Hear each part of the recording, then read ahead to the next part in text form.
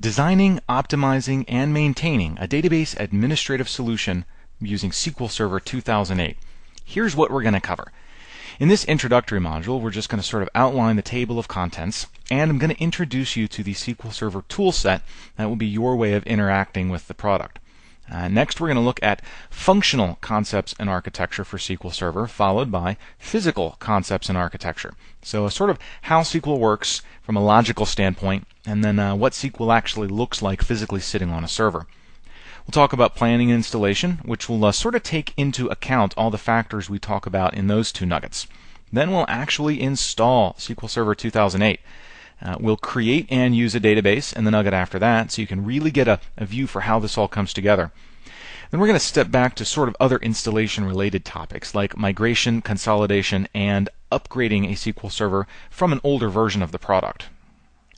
Next, in Nugget 8, we're going to look at the first layer of SQL Server security, which is security at the instance level. You can kind of loosely refer to this as server security, although as you're going to learn, you can have multiple instances of SQL Server's database engine running on a single machine, so referring to this as server-wide security can be a little bit ambiguous. So we're going to call it instance security, and then we'll follow it with the next level of security, which is the individual database level security. We'll look at some of the options for high availability, things like clustering, database mirroring, and log shipping, and then move on to basic backup and restore. We'll actually get quite complex with the restore options, so you've got a lot of different ways to get out of a bad situation, depending on exactly what's going on. Then we're going to dive into some of the high availability options in a little bit more detail, looking at database mirroring and clustering individually. And then we'll look at monitoring SQL Server, finding out what it's doing and what its performance looks like.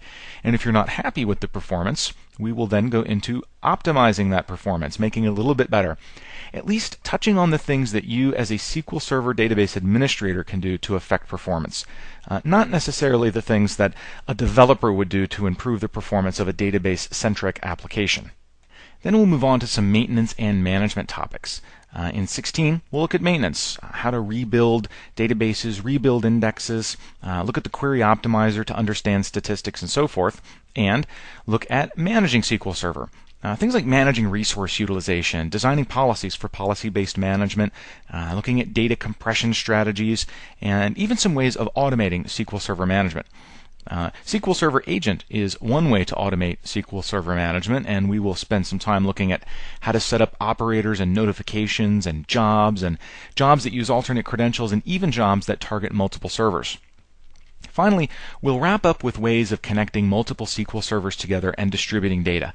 First, distributing data with SQL Server integration services, and then connecting servers using linked servers and distributing data using SQL Server replication.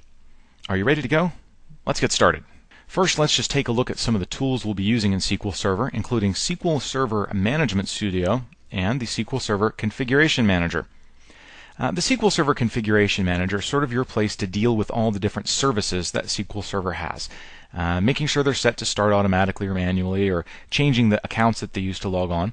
And it's also where you decide what networking protocols each instance of SQL Server will listen to. So keep that in mind as one of the tools you'll be using. And you will also be using SQL Server Management Studio.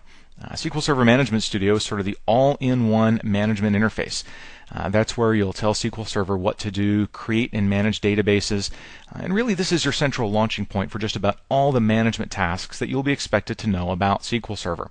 So, we've seen what's coming up, we've looked at the table of contents, and you've seen the SQL Server management tools. You'll certainly be seeing a lot more of them later. We're ready to get started with SQL Server and start talking about its physical concepts. I hope this has been informative for you so far, and I'd like to thank you for viewing.